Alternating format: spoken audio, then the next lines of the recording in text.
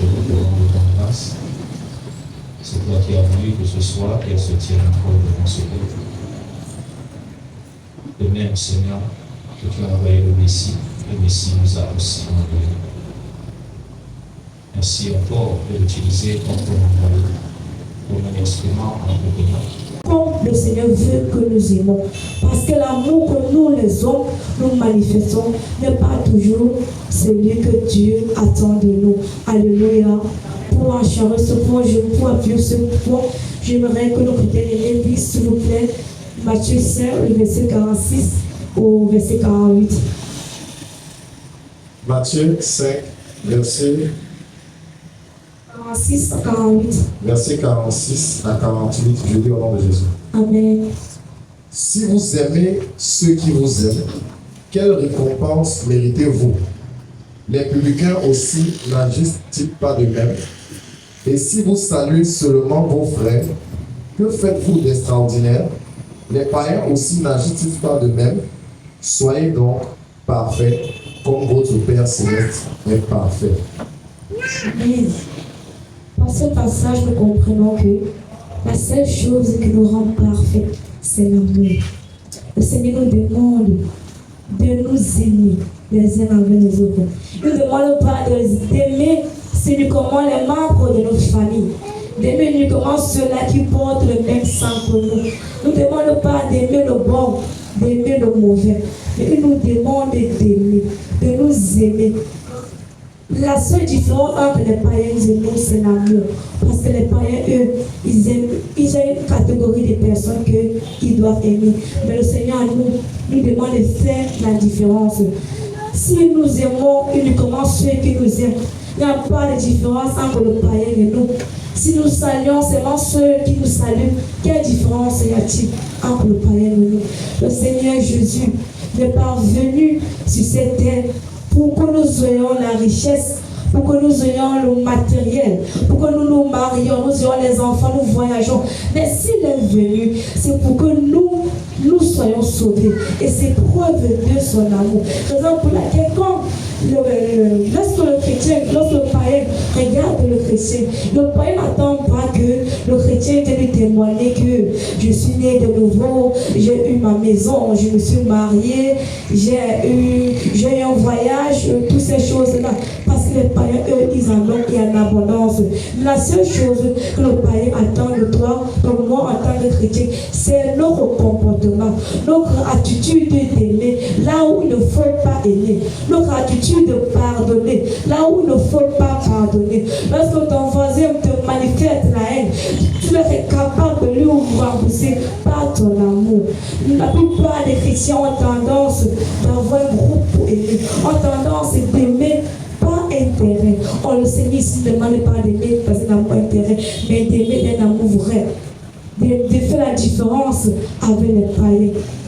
De faire la différence avec ceux-là qui ne sont pas nés de nouveau, parce que ce sont nos habitudes, ce sont nos comportements qui les convertissent. Ce ne sont pas les biens éphémères, ce ne sont pas le matériel, ce ne sont même pas les dons, comme je peux dire comme ça, pour les convertir. Parce que tu peux avoir les dons et tu n'es pas dans l'amour. Tu peux avoir les dons et ton comportement n'est pas bien. Alors ça sert à la croix de manifester cela quand tu ne parviens pas à aimer. Alléluia. Alors il est important et capital pour chacun d'entre nous de pouvoir mener une vie remplie d'amour. Car l'amour vraiment est important dans la vie de l'enfant de Dieu. Alléluia. En grand Dieu, nous allons voir la nécessité de marcher dans l'amour. La nécessité de marcher dans l'amour, nous allons lire le livre de 1 Corinthiens 13, du verset 1 au verset 13.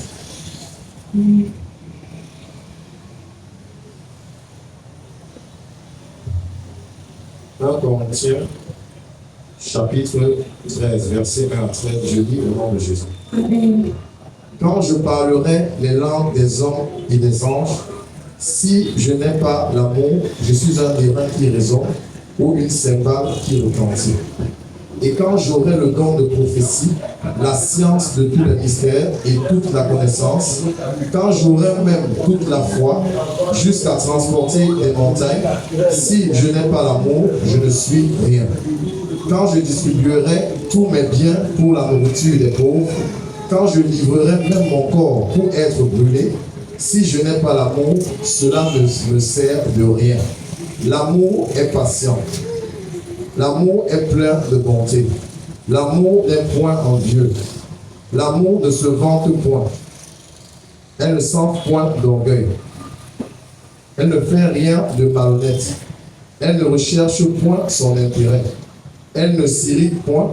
Elle ne soupçonne point le mal. Elle ne se réjouit point de l'injustice, mais elle se réjouit de la vérité. Elle excuse tout. Elle croit tout. Elle espère tout. Elle supporte tout. L'amour ne périt jamais. Les prophéties prendront fin. Les langues cesseront. La connaissance disparaîtra. Car nous connaissons en partie et nous prophétisons en partie. Mais quand ce qui est parfait sera venu, ce qui est partiel disparaîtra. Lorsque j'étais enfant, je parlais comme un enfant, je pensais comme un enfant, je raisonnais comme un enfant. Lorsque je suis devenu homme, j'ai fait disparaître ce qui était de l'enfant. Aujourd'hui, nous voyons au moyen d'un miroir, d'une manière obscure, mais alors nous verrons face à face. Aujourd'hui, je connais en partie, mais alors je connaîtrai comme j'ai été connu.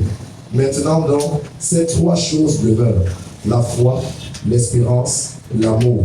Mais la plus grande de ces choses, c'est l'amour. Amen. Est-ce qu'on peut acclamer la parole de Dieu?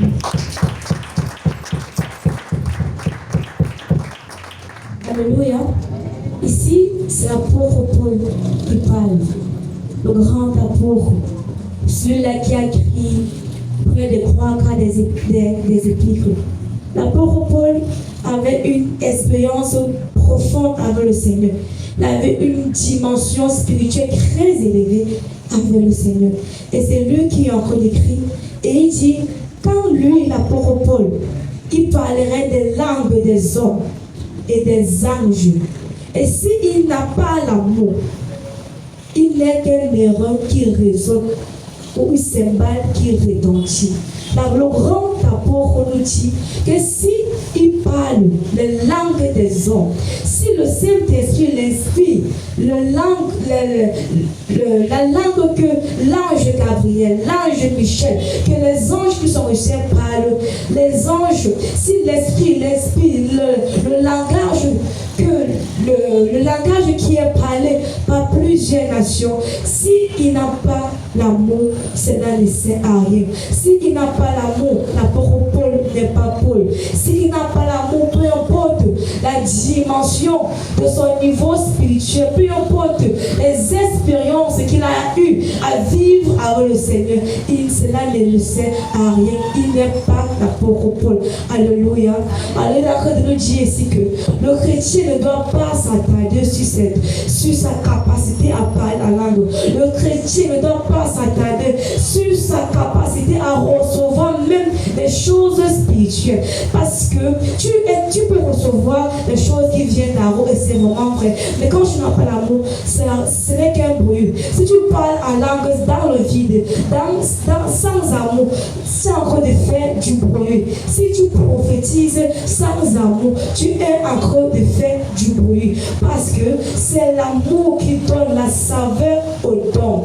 C'est l'amour qui donne la saveur à ton parler en langue. L'amour qui donne la saveur au miracle que tu es en train d'opérer. L'amour qui donne la saveur même à tes prédications. Alléluia. Alors, un enfant, un serviteur, une servante de l'Éternel n'est pas reconnu au niveau de ses dons, de son niveau spirituel. C'est au niveau de son amour. Un serviteur de Dieu, un enfant de Dieu est grand lorsqu'il a la capacité d'aimer. Il est grand en fonction de sa profondeur et de son niveau dans l'amour. Alléluia. Alors la nécessité, comme nécessité de vivre dans l'amour, pour également dire que l'amour protège également nos dons. L'amour protège nos dons et elle évite la destruction, afin que nous portons le fruit. Car le don sans amour détruit et est dérange. Beaucoup ont tendance à prier, à aspirer aux choses spirituelles, mais il néglige le plus important, qui est quoi? Qui est l'amour. L'apôtre Paul dit dans le verset 2, et quand j'aurai le temps de prophétie, la science de tous les exercices, la science de tous les mystères, de toute la connaissance, quand j'aurai même toute la foi, jusqu'à transporter des montagnes, si je n'ai pas l'amour, je ne suis rien. Quand j'aurai le temps de prophétie, la foi de transporter la montagne, le mystère de la connaissance, si je n'ai pas l'amour, je suis zéro.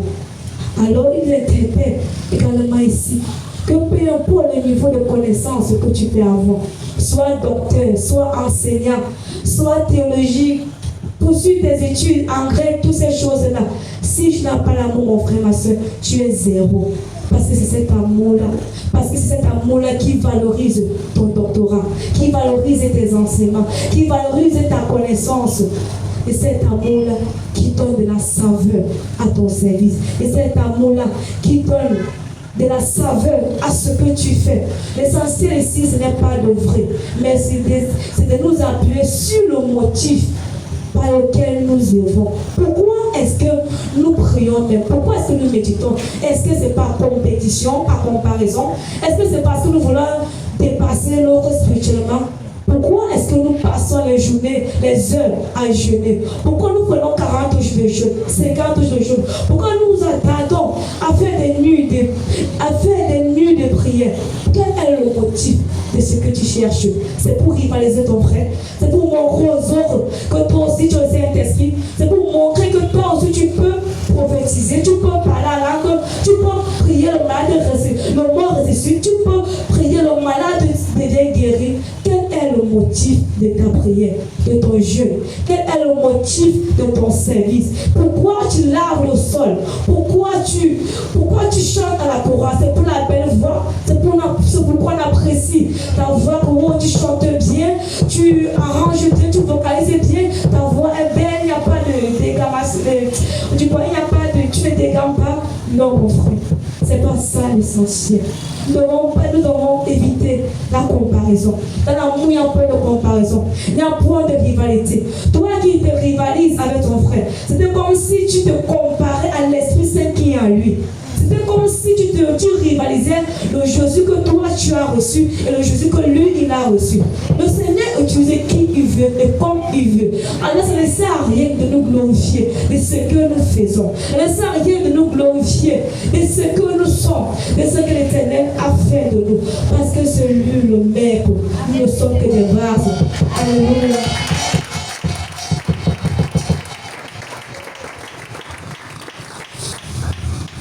Amen.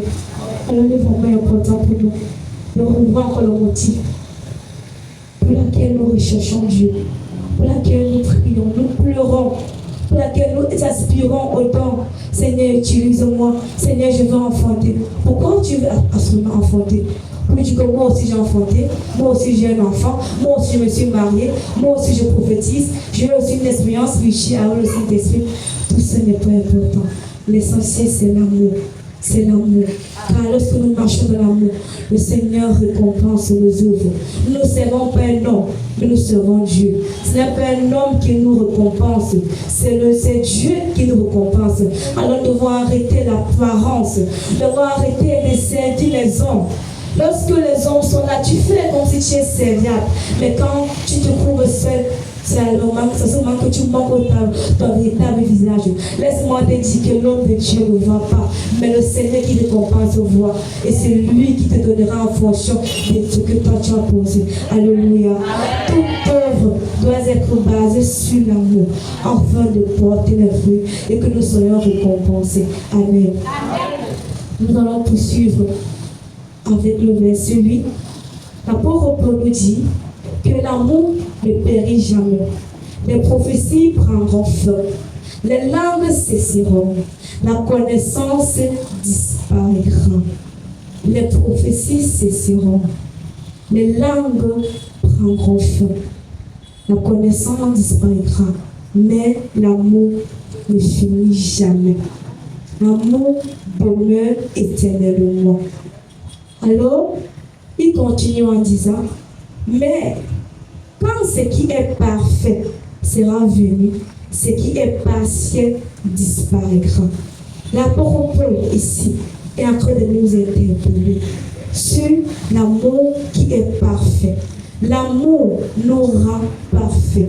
Les dons que nous avons ne nous rendent pas parfaits. Parce que tous ces dons passeront. Tous ces dons ont une fin. Toutes ces choses que nous manifestons, c'est uniquement ici sur la terre. Mais lorsque nous monterons au ciel, il y aura plus. La chose qui ne disparaîtra pas. Il énumère aussi, il énumère également la foi et l'espérance. Mais il dit l'amour est la plus grande de toutes ces choses-là. Alors, vivons notre vie. Alors, cherchons les choses qui ne périssent pas. Toute chose périra. Toute chose sur cette terre, que ce soit bonne ou mauvaise. Les prophéties sont bien. La délivrance, la guérison, tout ça sont les bonnes choses. Mais tous passeront. Seul l'amour restera. Alors si nous sommes déjà dans l'amour, si nous manifestons déjà l'amour, là signifie que nous sommes dans la perfection. Là signifie que nous sommes en train de vivre le parfait. Parce qu'il poursuit en disant, ce qui est passé disparaîtra. Mais quand ce qui est parfait sera venu, ce qui est passé disparaîtra. Donc, l'amour qui ne périt jamais ne disparaîtra pas parce qu'elle est parfaite. Alléluia. Alors, l'homme, un enfant de Dieu qui marche dans l'amour de Dieu, est celui-là qui marche déjà dans la perfection du Seigneur. Est celui-là qui marche déjà, qui n'est plus dans la partialité, qui n'est plus dans le... Il n'est plus superficiel. Il est déjà en train de vivre ce qu'il va vivre dans le royaume des cieux. Lorsque le Seigneur viendra le chercher. Alléluia. Alors, il est important pour nous de vraiment chercher l'amour. Dieu est amour. Et il reconnaît ses services par l'amour. Dieu est amour. Il reconnaît que ceux-là qui le servent dans l'amour et pas amour. Est-ce que nous pouvons lire Matthieu 7, verset 21 à 23, s'il vous plaît? Matthieu 7, verset 21 verset 23. Matthieu 7, verset 21 à 23, je lis au nom de Jésus. Amen. Ceux qui me disent, Seigneur, Seigneur, n'entreront pas tous dans le royaume des cieux, mais celui-là seul qui fait la volonté de mon Père qui est dans les cieux. Plusieurs me diront en ce jour-là, Seigneur, Seigneur, n'avons-nous pas prophétisé en ton nom? N'avons-nous pas chassé des démons par ton nom? Et n'avons-nous pas fait beaucoup de miracles par ton nom? Alors je leur dirai ouvertement, je ne vous ai jamais connu, retirez-vous de moi, vous qui commettez l'iniquité. Amen. Le Seigneur dit que plusieurs en ce jour diront, Seigneur, n'avons-nous pas chassé les démons en ton nom? N'avons-nous pas prophétisé en ton nom? N'avons-nous pas ressuscité les morts en ton nom? Je n'ai pas dormi dans ta maison pendant des années. Je ne me suis pas privé de nourriture, de boissons, de faim. Donc, tout simplement, pour ton nom, le Seigneur dira, je ne vous connais pas. Pourquoi le Seigneur dira qu'il ne les connaît pas? Parce qu'ils ont fait tout cela sans amour. Le Seigneur ne reconnaît que les œuvres qui ont pour motif l'amour. Le Seigneur ne reconnaît que les sacrifices qui sont basés par l'amour. Il dit dans l'apôtre Paul nous dit que si nous donnons un sacrifice pour nos reprocheurs et que nous n'avons pas l'amour, cela ne sert à rien. Là, c'est que tu es capable de donner toute ta nourriture. Tu es capable de mourir pour ton frère, de mourir pour ta soeur, tout simplement par apparence, tout simplement pour une histoire, pour que quand tu vas partir, on va écrire que non, celui-là était mort pour telle personne, il a fait une grande œuvre.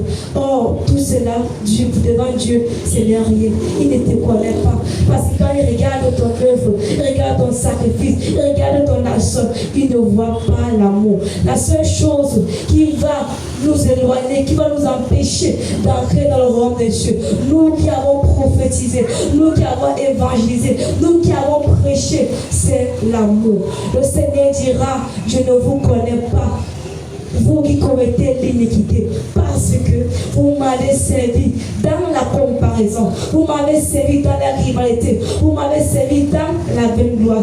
Il dit dans le livre de Jean, le verset 13, à ceci, tous reconnaîtront que vous êtes mes disciples, si vous avez l'amour les uns pour les autres. Le Seigneur Jésus dit, à ceci, tous reconnaîtront, les païens comme les chrétiens reconnaîtront que vous m'appartenez, que vous êtes mes disciples, que vous marchez sur mes pas, parce que c'est si vous avez l'amour les uns pour les autres. Il n'a pas dit si vous avez un niveau spirituel élevé. Il n'a pas dit si vous avez la capacité de faire 8 heures de prière en langue. Vous avez la capacité d'adorer, de chanter, les gens applaudissent, les gens approuvent vos voix. Non, si vous avez l'amour les uns envers les autres, là signifie que mon frère, tu peux servir Dieu, après tu n'entres pas au paradis. Les œuvres ne te garantissent pas le salut. Mais la chose qui te garantit le salut, c'est ton amour. C'est l'état de ton cœur lorsque tu poses chaque action. Alléluia. Nous allons poursuivre. L'apôtre Paul continue en disant dans le verset 10 que car nous connaissons en partie et nous prophétisons en partie. L'amour fait que tu sois dans le parfait. Alors que l'amour te fait de toi parfait. Même quand tu es encore dans l'ombre, même quand tu es encore sur cette terre, l'amour te rend parfait. L'amour te donne la capacité de vivre le futur dans le présent. Parce que quand tu mourras, tu vivras. Quand tu mourras et que le Seigneur t'accueillera dans son royaume, tu ne verras que l'amour. Là-bas, on ne pourra pas te prophétiser. Là-bas, on ne pourra pas prophétiser. Tu ne pourras pas guérir les malades. Tu ne pourras pas ressusciter les morts. Tout ce qui t'accueillera dans son royaume, ce n'est que l'amour. Alors l'amour nous amène déjà à vivre le présent, le futur dans le présent. Lorsque nous marchons dans l'amour, nous avons une révélation de qui nous serons dans le futur. Or, lorsque tu marches dans les prophéties, lorsque tu marches dans le parler en langue, tu n'as pas la révélation de qui tu es dans le royaume des cieux. Parce que quand tu mourras, mon frère, là-bas aussi, tu ne pourras pas prophétiser. Là-bas aussi, tu ne pourras pas parler en langue. Là-bas aussi, tu ne pourras pas guérir. Tu ne pourras pas délivrer. Tu ne pourras pas chanter. Oui, tu pourras adorer le Seigneur. Mais l'amour nous permet de vivre dans la perfection, même étant là dans l'ombre, ici sur cette terre. Alléluia. Amen. Nous comprenons aussi que celui qui a l'amour vraiment est plus grand que tous. Celui qui marche dans l'amour, un chrétien amour vraiment est au-dessus, est plus grand que toutes choses, que tout serviteur. Ta grandeur ne se limite pas à prêcher, ta grandeur ne se limite pas à te sacrifier, mais ta grandeur se limite à ton capacité d'aimer. Le plus grand n'est pas celui-là qui opère des miracles et des prodiges, mais c'est celui-là qui marche dans son amour. Parce que celui-là qui marche dans l'amour marche dans la perfection.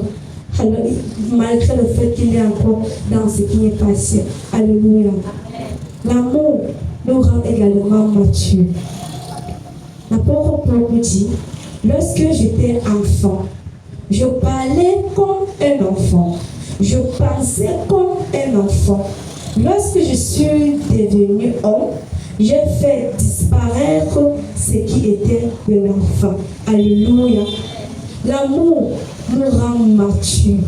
L'amour nous permet de quitter du stade bébé au stade enfant. Un chrétien qui manifeste les dons sans amour est un bébé.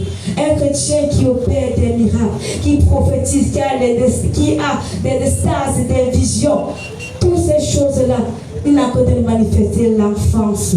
La seule moyen pour nous de manifester, de prouver que nous sommes connu, c'est en marchant dans l'amour. C'est en marchant dans un amour sincère, dans un amour pur.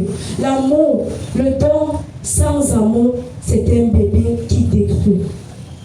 Il est important pour nous de rechercher les dons, mais il est encore essentiel de rechercher les dons sur la base de l'amour. Pourquoi tu veux guérir? Est-ce que c'est parce que tu as mal que de voir ton frère souffrir? La raison pour laquelle nous devons guérir, c'est parce que nous devons avoir mal. Nous devons compatir la douleur de l'autre. La raison pour laquelle nous prions pour les paroles de connaissance, de sagesse, c'est parce que nous voulons que le Seigneur nous révèle des choses profondes et cachées dans la vie de nos prochains. Parce que nous sommes fatigués de le voir souffrir. Nous sommes fatigués de le voir endurer les peines. Nous sommes fatigués de voir qu'il tourne en rond. C'est la raison pour laquelle nous devons aspirer au don. C'est uniquement par amour. Désirons voir notre prochain changer. Désirons voir nos sourires sur les lèvres de notre prochain. Désirons voir la paix, la joie, l'amour dans la vie de notre prochain. Alors quand tu manifestes les dons sans cet amour, tu es un bébé. Le chemin, l'apôtre Paul nous dit dans le livre de 1 Corinthiens 12, verset 41, que le chemin qui mène à tous ces dons, c'est l'amour. Lorsque nous manifestons les dons sans l'amour, nous sommes un bébé. Alors l'amour doit attirer les dons. Lorsque un homme veut un enfant, il part vers une femme. Lorsqu'une femme veut un enfant, elle part vers un homme. Pourquoi? Parce que l'amour des deux va produire le bébé. Et lorsque les dons se manifestent sans l'amour, le bébé qui sera né le bébé qui sera né va œuvrer pour la destruction et pour la perte, non seulement de ces derniers, mais aussi de son entourage. Amen. À cela, nous pouvons dire que l'amour les dons sans amour, c'est comme, nous pouvons appeler ça comme le dragon. Comment? Lorsque tu manifestes l'amour de Christ, l'amour d'abord, la nature de l'agneau. Lorsque tu manifestes cette nature, lorsque tu manifestes cet amour, tu as Christ. Et maintenant, la puissance qui est donnée, qui se prouve par les dons, c'est le lion qui est toujours Jésus. Alléluia. Donc l'agneau révèle la nature de Christ. L'amour, je le dis, révèle la nature de l'agneau par ton amour. Et la puissance du lion et la puissance et les dons révèlent la puissance du lion qui est également le Seigneur Jésus. Alors quand tu rassembles les dons et l'amour, quand tu rassembles les dons et l'amour, cela signifie que tu révèles Christ. Donc parce que toi, tu as l'amour de l'agneau et tu as la puissance qui donne le lion. Tu as l'amour de l'agneau et tu as la puissance du lion par les dons et qui révèle en toi la personnalité de Christ. Ce qui a fait de Satan un dragon, c'est parce qu'il avait en lui la puissance du lion sans l'amour. Lorsque tu as la puissance du lion qui est Jésus et que tu rejettes son amour, tu n'es pas un lion, mais tu es un dragon. Et le dragon est destiné au jugement. Le dragon est destiné à la perte. Le dragon a déjà, le Seigneur a grâce pour lui. Alors il est important pour nous de ne pas seulement nous attarder au don, mais de nous attarder également à l'amour. Parce que l'amour nous rend solidement attachés au Seigneur. L'amour transforme. L'amour a cette capacité-là de changer, d'impacter les vies. L'amour transforme les vies. Le Seigneur a manifesté son amour en nous envoyant son Fils. Le Seigneur était faible à cause de son amour. Donc l'amour que Dieu avait pour nous l'a rendu faible. Raison pour laquelle il a préféré envoyer son Fils pour que nous soyons sauvés. Alors mon frère, ma soeur, l'amour n'a pas d'apparence. Même si tu reçois que tel frère, telle soeur est dans l'impudicité, un sorcier, sorcière, nous ne devons pas les haïr, nous ne devons pas les mettre à part, nous ne devons pas les éloigner. L'amour demande, le Seigneur nous demande de les aimer. Le Seigneur nous demande de les aimer tels qu'ils sont. L'amour doit t'amener à prier. L'amour pour eux doit t'amener à demander au Seigneur de changer les cœurs. Et demander au Seigneur de leur donner la capacité de véritablement se convertir. Mon frère, arrêtons d'être les microscopes. L'appareil là qui est capable de détecter les microbes, capable de détecter la maladie. C'est vrai, le Seigneur te révèle le péché de ton frère. Il te révèle la nullité de ton frère et de ta soeur. Mais qu'est-ce que tu fais de cela? Quand le Seigneur nous révèle, ce n'est pas pour commérer, ce n'est pas pour murmurer, ce n'est pas pour raconter, ce n'est pas pour condamner, encore moins pour juger. Mais c'est pour que nous prions. Soyons les médecins, soyons actifs dans l'amour du Seigneur. Le but n'est pas de détecter ceux-là qui sont dans le péché, qui sont dans la sorcellerie, mais l'essentiel ici, c'est d'œuvrer pour qu'ils puissent changer, c'est d'œuvrer pour leur transformation, c'est d'œuvrer pour qu'ils recouvrent, pour qu'eux aussi ils puissent expérimenter l'amour du Seigneur. Alléluia. Alors, en conclusion, nous pouvons dire que l'amour est cette serve-là qui nous relie et nous permet de demeurer solidement attachés au trône afin de recevoir de lui et de porter les fruits. Lorsque nous marchons dans l'amour véritable, peu importe, lorsque nous marchons dans l'amour véritable, nous sommes attachés au Seigneur Jésus. Et lorsque nous sommes solidement attachés, Papa a dit dimanche solidement. Ça veut dire que tu peux être attaché, mais tu n'es pas solidement attaché. Ça veut dire que tu peux être là superficiel. Tu peux planer au-dessus. Mais il y a un attachement que Dieu nous demande. C'est un attachement qui est solide. Et quand nous marchons dans cet amour, nous sommes solidement attachés. Et quand nous sommes solidement attachés, peu importe les vents, les tempêtes, peu importe la dimension des épreuves que nous pouvons vivre sur cette terre, nous serons inébranlables parce que l'amour nous attache solidement au Seigneur Jésus. Alléluia. Et le Seigneur bénisse sa parole.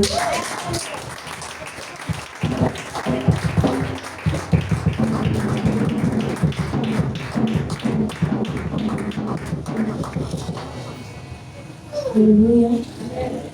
Pour nous tenir sur les pieds, nous sommes dans une soirée d'impact, nous sommes venus pour prier. Amen.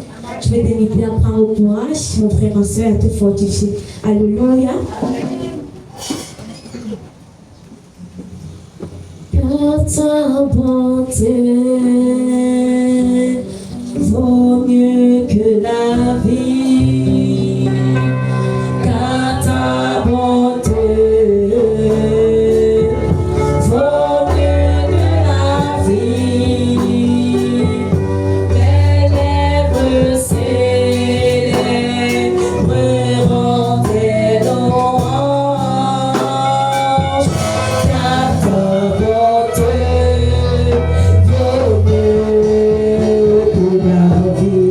ta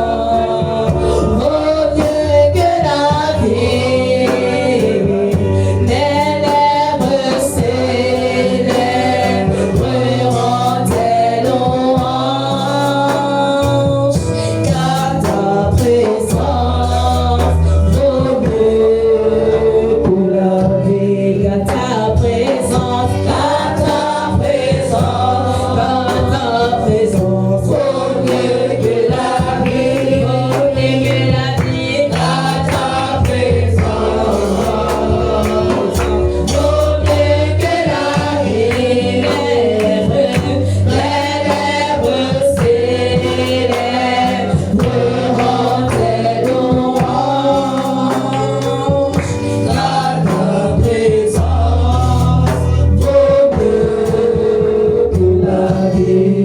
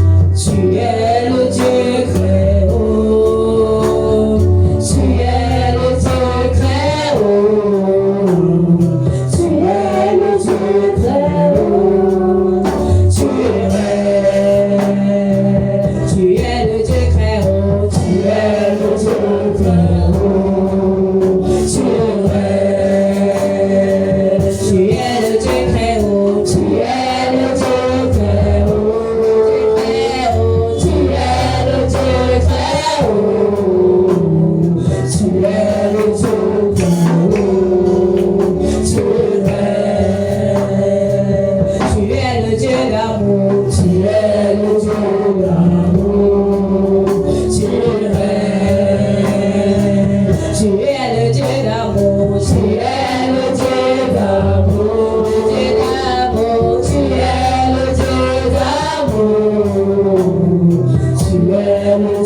d'amour, tu es